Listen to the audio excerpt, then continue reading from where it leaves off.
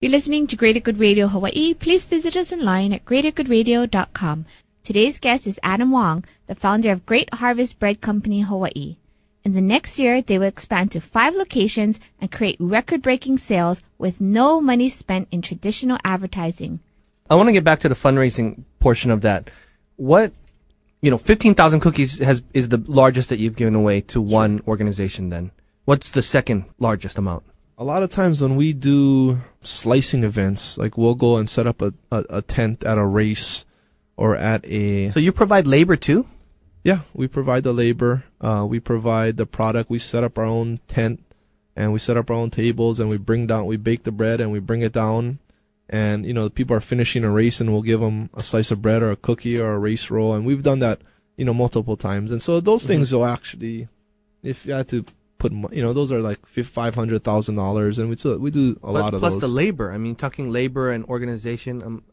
If you're looking at me now, I'm holding my head because I'm trying to comprehend this. Giving away all this free stuff and how it can actually benefit you in your business. I look at it this way: a lot of the franchises allot a certain percentage of their gross sales to pure advertising dollars. Mm-hmm. Radio, television, print media. So I look at it as that I've spent $0 advertising, traditional advertising dollars. So, and to me, if you get out in the community and give away product and are not just giving it away, but are actually part of the event where you have your people there explaining why your bread is so good, like I'm doing today. I could just drop off bread and have other people hand it out. And then some people will come up and ask the questions about where's the bread from or why is it so good. And the organizers of the race are not going to have any idea, So if I have my own workers there that actually answer the questions and tell them where we are and what's in the bread and why it's so good, it just makes so much better use of the time that we're at that event and all the bread that we're giving away.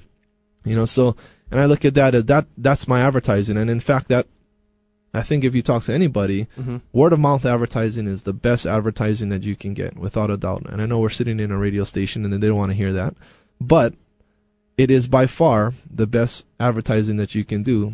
So we say bread and mouth is better than purchasing advertising at any point in time. And so that's what we try to create with our, our donations and our being at events and being, at fundraisers and things like that. What about the other program that you're running where they can suggest a nonprofit organization and then they come in and bake for a day? We're doing that for the first time. Actually, the voting just ended in July. So we had in June, people nominated their nonprofit organizations, their favorite nonprofits. Is that something you came up with yourself or nationwide? Again, it's not nationwide, and that's another thing about this franchise is that a certain franchisee has done it. Okay. And so no one's required to do it, and not everybody does it. There's it takes a lot to run the promotion, so not too many people do it, but maybe 20. You found out about it on the intranet, or? Yeah, we have an intranet site that all the franchisees get together and share ideas and bounce stuff off each other. And so I found this idea there and talked to the person how to execute it the best. And so people come in, nominate their favorite nonprofits. We kind of narrow it down to 3. Then we have, through the month of July, people voted on the 3. What's the criteria? Again, just any nonprofit organization. But then what's your criteria to choose who's the winner? The criteria for me was, we try to find an organization that is not always, some of the larger nonprofit organizations have tons of funding from a lot of people. So we needed to find a balance of kind of smaller nonprofits that maybe have a little harder time fundraising, but also have the volunteer and manpower to be able to actually run our shop for a day. So that's what and then we wanted, sometimes it's just, my wife really likes dogs, and so she picked the Hawaii Dog Foundation, I have to admit. So how many volunteers would it take to run? We asked them for about 12 to 15 volunteers. And so what's going to happen is that I have to count up we have to tally it up, but people voted for the month of July it was between MAD, which is, Mothers Against Drunk Driving. They have a Hawaii Youth Action portion of it, a smaller subsidiary, I guess, of it. It was Hawaii Dog Foundation and the Friends of the Library Hawaii. And we got to tally up the votes. The winner in September comes in. We'll train them for a couple days here and there. They'll run our whole Kahala bakery on Sunday, and they'll keep 100% of the proceeds, minus some of the there's gonna be some promotional costs on to get people there and things like that, and some flyers for them to hand out and stuff like that. But so who covers that cost? So that'll come from the proceeds. Okay. But everything else, they're not keeping the profit. They're keeping the 100% of the proceeds that day. So we expect that to be, $5,000-$6,000, which is pretty good for a small. What do you mean? Total of the entire revenue? 100% of the revenue they keep. So we're donating the, labor and ingredient costs and everything. How much would it bring in on a day? I mean, what are you estimating on that? Usually, if the organization has a good marketing team within the organization, and it does its promotions and gets all the radio stations involved and the news media get involved, we should do about $5,000-$6,000 that day. That's our hope.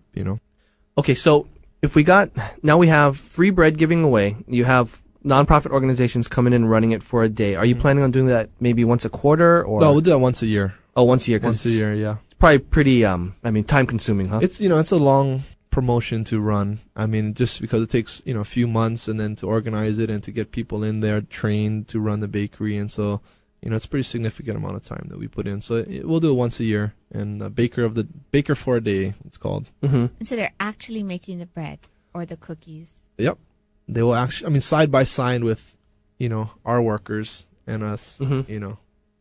How about that third thing that we were talking about, where you're allowing your managers to buy you out after a certain amount of time? Yeah, it's when I looked at the franchise, and again, we talked about the mission statement, I just kind of really identified with that. And so when we talk about giving generously to others, I talk about it as not just my customers, but also my employees, it's going to be my partners, So when I looked at how I was going to expand the Hawaii marketplace, I really wanted to keep that neighborhood feel to each store, and the best way to do that is to get somebody from the neighborhood to run the store. And I think obviously the recipes and the product is going to be great, but I think when I opened the store in Kahala, I was from the East Honolulu area, and so it's hard to quantify the benefits of having been a kid from local knowledge, right? A kid from the neighborhood starting a business in the neighborhood. Doesn't happen too much in this day and age, you know what I mean? But you can't, like I was talking about, the word of mouth. When I got parents coming in of friends of mine that I played basketball with, you know what I mean? They come in just to see me because they heard that I opened a store over there, and then they tell 10 of their friends, and you know what I mean? Then the word just spreads. And so I really wanted to do that and make sure that when we opened other stores in different neighborhoods, I wanted to have owner-operator partners in them. And so the third store that we're opening is a friend of mine who's from that area, the Pearl City area. He's going to be opening the store, running it as his own store. He'll be the face of the store. He'll be the ones talking to all the grandmas that come in, and they'll love him, because they come in. They'll shake the hands, kiss the babies. Exactly, exactly. And then in 5 years, part of being in small business is that there's often not an exit strategy. And what I wanted to do is kind of build in my exit strategy for the bakeries that I open. And so what'll happen is that in 5 years, he'll buy me out from my controlling interests, and he'll just have. You have that set amount up front, or we predetermined the formula. Oh, okay. So we've created a formula based upon revenues and earnings and some other things, and we'll just apply that. Is that common for the franchise, or not really? The ones that have open with multiple owners, that is kind of common. They don't want general manager run stores in general. So, they actually encourage that type of ownership structure and that kind of buyout structure. It's almost like an incubator then.